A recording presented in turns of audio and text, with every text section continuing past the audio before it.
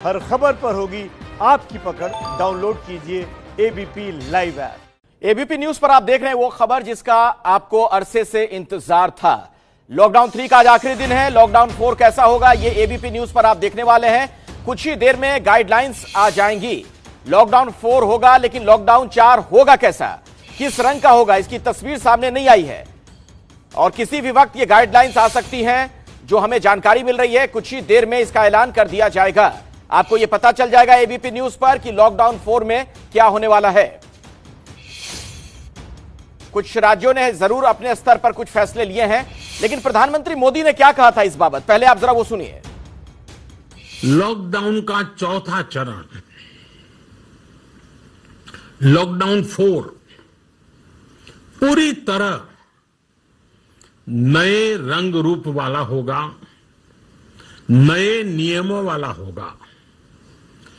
राज्यों से हमें जो सुझाव मिल रहे हैं उनके आधार पर लॉकडाउन 4 इससे जुड़ी जानकारी भी आपको 18 मई से पहले दी जाएगी। मुझे पूरा भरोसा है कि नियमों का पालन करते हुए हम कोरोना से लड़ेंगे भी और आगे भी बढ़ेंगे। तो बड़ा सवाल यही है कि आखिर लॉकडाउन 4 में क्या होगा, किस तरह की छूट मिलने जा रही है लोगों को। लेकिन कुछ राज्यों ने पहले ही फैसला कर लिया है लॉकडाउन को बढ़ाने का। उनके बारे में भी आपको जानकारी दे देते हैं। दरअसल ये 3 राज्य हैं, तमिलनाडु, महाराष्ट्र और पंजाब। लॉकडाउन 4 में आप देखिए, महाराष्ट्र की बात की जाए तो 31 मई तक लॉकडाउन है, पंजाब में 31 मई तक लॉकडाउन, और तमिलनाडु ने भी फैसला किया है कि इस राज्य में भी 31 मई तक लॉकडाउन जारी रहेगा। लेकिन इस दौरान कई तरह की छूटें मिलेंगी, पहले से बिल्कुल अलग तस्वीर होगी। और अब आपको बताते हैं कब कब लॉकडाउन का ऐलान किया गया। दरअसल ये लॉकडाउन 3 है जिसकी हम बात कर रहे हैं। आज जो खत्म होगा उसके बाद लॉकडाउन 4 शुरू हो जाएगा। कब कब इसका ऐलान हुआ था वो नजर डालिए। पहले लॉकडाउन की बात की जाए तो 25 मार्च को इसका ऐलान किया गया था 14 अप्रैल तक के लिए। फिर लॉकडाउन 2 आता है 15 अप्रैल से 3 मई तक के लिए। फिर लॉकडाउन 3 4 मई से आज तक के लिए, यानी 17 मई तक के लिए। अब लॉकडाउन 4 यानी जो कल से लागू होगा, उसमें क्या क्या बातें होंगी, किस तरह की रियायतें मिलेंगी, क्या छूट मिलेगी, यह देखना महत्वपूर्ण होगा। और लॉकडाउन 4 में क्या हो सकता है, क्या क्या संभावनाएं हैं, वो भी आप देख लीजिए। किस किस तरह की छूट मिल सकती है, लॉकडाउन 3 से क्या अलग हो सकता है। विमानों की सीमित आवाजाही शुरू हो सकती है, यह एक बड़ा परिवर्तन आप देख सकते हैं लॉकडाउन 4 में। सीमित रेल सेवा, पिछले दिनों में जो रेल सेवा की शुरुआत हो चुकी है, आने वाले दिनों में भी आप देखेंगे। इसके अलावा मेट्रो की सीमित सेवा भी दी जा सकती है, यानी मेट्रो का परिचालन भी शुरू किया जा सकता है। एक अहम बात यह भी कि एक जिले से दूसरे जिले में जाने की छूट मिल सकती है लॉकडाउन 4 में। फिलहाल यह छूट नहीं है और खास तौर पर जो रेड जोन है वहां बिल्कुल नहीं। बाजारें, दुकानें खुल सकती हैं नियम और शर्तों के साथ, सोशल डिस्टेंसिंग का ख्याल रखते हुए।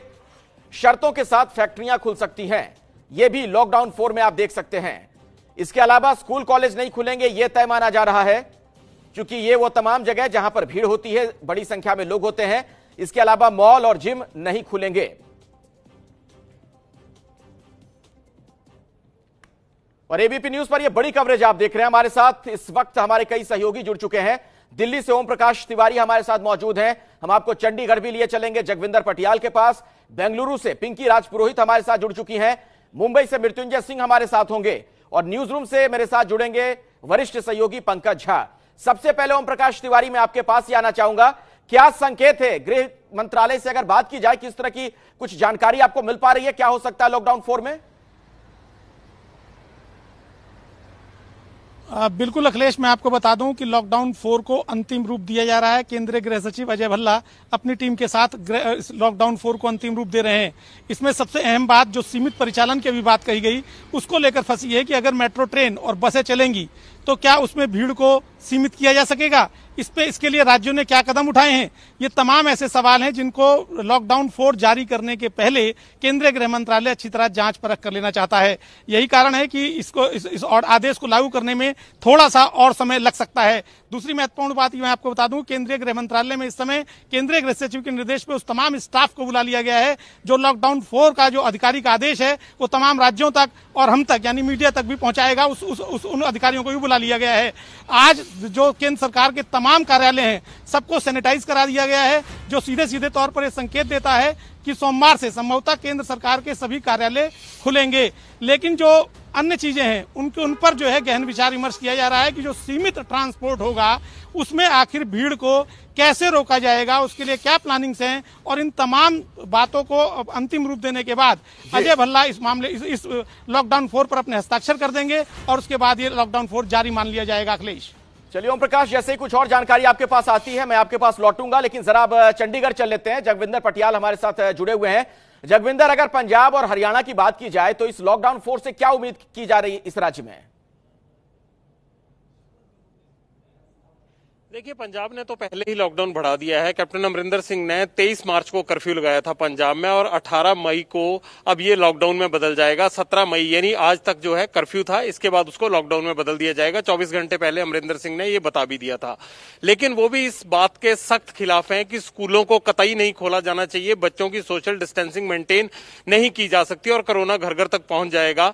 लेकिन वो छोटे कारोबारों को और दुकानों को खोलने के पक्ष में है, साथ ही वो लोगों को ज्यादा रियायतें देने के पक्ष में है।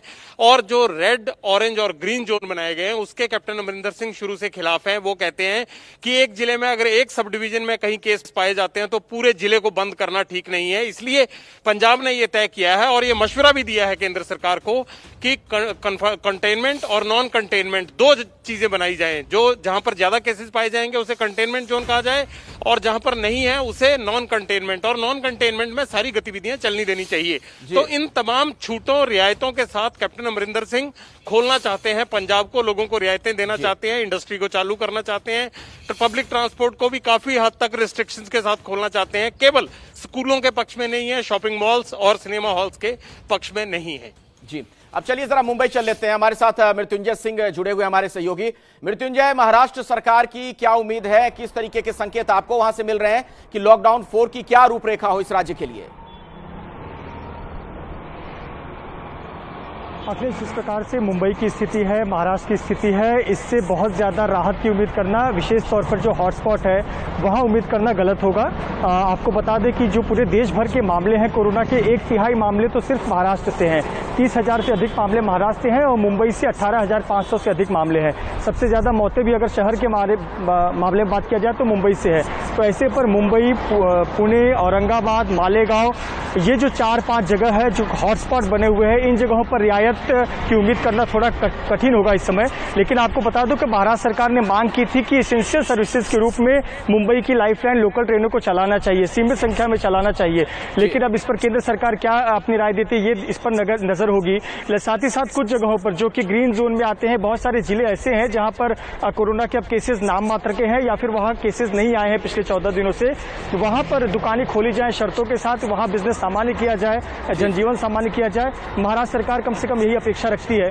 मुंबई की बात करें, थाने की बात करें, पुणे की बात करें, सोलापुर, औरंगाबाद, मालेगांव, इन जगहों की बात करें तो यहाँ थोड़ा हॉटस्पॉट है और यहाँ रियायत मिलना थोड़ा कठिन नजर आता है। जी, चलिए मैं दोबारा आपके पास लौटूंगा। बेंगलुरु भी हम चलेंगे पिंकी राज पुरोहित के पास, लेकिन उससे पहले जरा न्यूज रूम का रुख कर लेते हैं। पंकज झा हमारे साथ लगातार जुड़े हुए हैं। पंकज, आपको क्या लग रहा है कि लॉकडाउन 3 और 4 की बात की जाए तो क्या बड़ा परिवर्तन आप देखते हैं जो कि आज की गाइडलाइंस में मुमकिन है? अखिलेश, देखिए, अगर लॉकडाउन 1 से लेकर के लॉकडाउन 4 तक हम चलते हैं तो बहुत कुछ बदला है। लॉकडाउन 1 में सिर्फ एसेंशियल सर्विसेज के लिए छूट थी। बहुत कुछ तय कर लिया गया है कि जो नॉन कंटेनमेंट एरिया में किस तरीके की छूट दी जानी है उस पर एक तरीके से आम सहमति है। राज्य सरकारों ने जो अपने अपने सुझाव दिए थे, लेकिन उसके बाद जैसा ओम प्रकाश भी कह रहे थे कि जो पब्लिक ट्रांसपोर्ट के सिस्टम है, जैसे मान लीजिए बसें चलानी है, दिल्ली सरकार चाहती है कि डीटीसी की बसें चले। केरल सरकार ये चाहती है कि केरल के अंदर में जो अलग अलग जगह हैं उनको डोमेस्टिक फ्लाइट की चलाने की इजाज़त दी जाए। कुछ राज्य सरकारें चाहते हैं कि ट्रेन सर्विसेज भी सीमित शर्तों के साथ शुरू हों। इसको लेकर अभी भी पेंच फंसा हुआ है। अगर ये खोल दी जाती हैं सीमित शर्तों के साथ भी तो क्या हो सकता है, इस पर अभी फैसला होना बाकी है और यही वजह है कि कल से इंतजार हो रहा है कि लॉकडाउन 4 में क्या छूट मिलेगी और क्या रोक रहेगी। अभी तक ये जारी नहीं हो पाया है। बिल्कुल गाइडलाइंस का इंतजार किया जा रहा है। जैसे ही ये खबर आती है दर्शकों तक हम पहुंचाएंगे, लेकिन जरा बेंगलुरु चलते हैं। पिंकी राजपुरोहित भी हमारे साथ जुड़ी हुई है। पिंकी, कर्नाटक की अगर मैं बात करूं और साउथ इंडिया की भी अगर हम बात कर लें, बाकी अन्य राज्यों की, वहां के हालात को देखते हुए आपको क्या लग रहा है कि लॉकडाउन 4 में किस तरह की रियायतों की उम्मीद वहां सरकारें कर रही हैं? अखिलेश, जहां तक साउथ इंडिया की बात है तो आपको बता दें कि तेलंगाना, आंध्र प्रदेश और तमिलनाडु ये 3 सबसे ज्यादा अफेक्टेड स्टेट्स है। तमिलनाडु में जो आंकड़ा है कोरोना वायरस के पेशेंट्स का, वो करीब 10,500 के ऊपर पहुंच चुका है और यही कारण है कि तमिलनाडु की सरकार ने खुद ही अब ये फैसला लिया है कि 31 मई तक इस लॉकडाउन को जो है एक्सटेंड किया जाए। तेलंगाना ने पहले ही 29 मई तक एक्सटेंड कर लिया है। ऐसे में ये भी बताया जा रहा है कि तमिलनाडु में खासतौर पर, क्योंकि वहां पर सबसे ज्यादा 10,500 से ऊपर केसेस हो चुके हैं, 25 राज्यों को पार्शियल रिलैक्सेशन दिया गया है, लेकिन 12 ऐसे जिले हैं जिन्हें अभी भी जो है पूरी तरह से लॉकडाउन में रखा गया, क्योंकि जो नॉर्थ तमिलनाडु के जितने भी जिले हैं वो काफी ज्यादा अफेक्टेड एरियाज है और यही कारण है कि यहाँ पर क्योंकि केस लगातार बढ़ रहे हैं और हर दिन 500 से ऊपर केस जो है इस राज्य से देखने को मिल रहे हैं और शायद यही कारण है कि राज्य सरकार ने इससे पहले की केंद्र सरकार की गाइडलाइंस है उससे पहले ये फैसला ले लिया है कि लॉकडाउन जो है वो 31 मई तक बढ़ाया जाए और साथ ही सभी राज्यों ने जिस तरह के जो पॉइंट्स जो केंद्र सरकार को दिए थे इस लॉकडाउन को लेकर, उनका भी जो है पूरी तरह से पालन किया जाएगा। जितने भी मॉल्स या स्कूल्स और कॉलेजेस है उन्हें बंद रखा जाएगा फिलहाल, और पार्शियल रिलैक्सेशन जो है वो कुछ ही जिलों में दिया गया है जहां पर जो केस है वो काफी ज्यादा कंट्रोल में है। जी जी, चलिए पिंकी, मैं आता हूं आपके पास, लेकिन अब एक बार फिर से ओम प्रकाश तिवारी का हम रुख कर लेते हैं। ओम प्रकाश, कब तक मुमकिन है कि गाइडलाइंस का ऐलान कर दे सरकार? देखिए अखिलेश, मैं आपको बता दूं कि अब से कुछ ही समय बाद गाइडलाइंस का ऐलान किया जा सकता है। जैसा कि मैंने आपको बताया कि केंद्रीय गृह सचिव अजय कुमार भल्ला के निर्देश पर तमाम वो स्टाफ आ चुका है जिसे इस गाइडलाइन को राज्यों तक और हम लोगों तक पहुंचाना है। लेकिन गाइडलाइन को फाइनल करने के पहले कोई और क्लैरिफिकेशन इशू ना करना पड़े, ये भी केंद्र सरकार इस बार ध्यान रख रही है। और दूसरी बात कि चूंकि इस गाइडलाइन की रूपरेखा एकदम अलग होगी, फर्स्ट, सेकंड एंड थर्ड से जो फोर्थ जो लॉकडाउन है ये एकदम अलग तरीके से होगा, जैसा कि प्रधानमंत्री ने खुद भी कहा है। लिहाजा उनमें छूट देने के पहले राज्यों की क्या तैयारियां हैं और कहीं अफरा तफरी की कोई स्थिति तो नहीं बन जाएगी, इन तमाम बातों को एक एक पॉइंट्स को वेरीफाई करके उनको इस समय, चूंकि अब ये ऑर्डर जारी होने जा रहा है, इसके बाद कोई एक्सक्यूज नहीं किया जा सकता और अगर ऑर्डर का असर उल्टा हुआ तो पूरा का पूरा ठिकरा केंद्र सरकार के ऊपर फूटेगा। बिल्कुल, तो जैसे ही ऑर्डर जारी होगा ओम प्रकाश तिवारी आप दर्शकों तक पहुंचाइएगा कि उस ऑर्डर में क्या क्या है, गाइडलाइंस में क्या है। लेकिन देखिए उम्मीद क्या की जा रही है वो हम दर्शकों को जरा बता देते हैं कि लॉकडाउन 4 में किस तरह की छूट आपको मिल सकती है, क्या क्या रियायतें मिल सकती हैं, उस पर एक नजर डाल लीजिए। फ्लाइट की शुरुआत की जा सकती है, यानी हवाई यातायात, सीमित सेवा, यह खबर है। सीमित रेल सेवा को भी अनुमति दी जा सकती है, हालांकि इसे पहले ही चालू किया जा चुका है। मेट्रो की भी सीमित सेवा शुरू की जा सकती है। एक जिले से दूसरे जिले में जाने की छूट मिल सकती है, यह उम्मीद की जा रही है। क्या हो सकता है लॉकडाउन 4 में, यह हम आपको बता रहे हैं। बाजार, दुकान, इनके बारे में सूचना है कि हो सकता है कि अनुमति दे दी जाए खोलने के लिए शर्तों के साथ। फैक्ट्रियां भी खुलेंगी शर्तों के साथ, स्कूल कॉलेज नहीं खुलेंगे, मॉल नहीं खुलेंगे, यह बिल्कुल साफ है। लेकिन जो भी रियायत दी जा रही है उसमें खास तौर पर यह देखा जाएगा कि जो सोशल डिस्टेंसिंग के नियम है उनका पालन हो। जिम नहीं खुलेंगे, शर्तों के साथ सैलून खुलेंगे, इस तरीके का संकेत है। इस बारे में पुख्ता तौर पर थोड़ी देर में जानकारी मिल जाएगी। आइए एक बार फिर से हम आपको न्यूज रूम लिए चलते हैं, पंकज झा के पास। हमारे साथ लगातार पंकज जुड़े हुए हैं। पंकज, एक बड़ी बात यह निकलकर सामने आ रही है कि राज्य सरकारों की उम्मीद है कि अब लॉकडाउन 4 के दौरान उन्हें अधिक शक्तियां दी जाएं, पावर दे सरकार की वो खुद से फैसले लें अपने राज्य को लेकर। जी हाँ, पिछली बार जब बैठक हुई थी प्रधानमंत्री नरेंद्र मोदी की सभी राज्यों के मुख्यमंत्रियों के साथ, उसमें सबसे पहले पश्चिम बंगाल की मुख्यमंत्री ममता बनर्जी ने इस बात को उठाया था कि राज्य सरकार को इस बारे में अधिकार दिया जाए और इसीलिए इस बार ऐसा किया जा रहा है, जो कि केंद्रीय गृह मंत्रालय का जो गाइडलाइन होता है उसमें राज्य सरकार कोई फेरबदल नहीं कर सकती, उसको और जरूर कड़ा कर सकती है, लेकिन उसमें किसी तरह की राहत या छूट नहीं दे सकती है। इस बार कुछ ऐसा फार्मूला बनाया जा रहा है कि कुछ इलाकों के लिए राज्य सरकार को अधिकार दिए जाए कि अपने हिसाब से वो मानक तय करें और छूट और रोक को घटा बढ़ा सकती हैं। जी, और देखिए जो भी फैसला लिया जाएगा या जो भी गाइडलाइंस आएंगी उसमें सबसे ज्यादा जिस बात का ख्याल रखा जाएगा वो ये है कि आखिर कोरोना वायरस को लेकर देश में इस वक्त क्या हालात हैं। तो ये देखिए आपके सामने ये आंकड़े हैं एबीपी न्यूज पर जो आप देख रहे हैं। देश में कोरोना की स्थिति 2872 लोगों की जान जा चुकी है अब तक। ये हम हिंदुस्तान की, अपने देश की बात कर रहे हैं। कुल मामले 90,927 के पार पहुंच चुके हैं।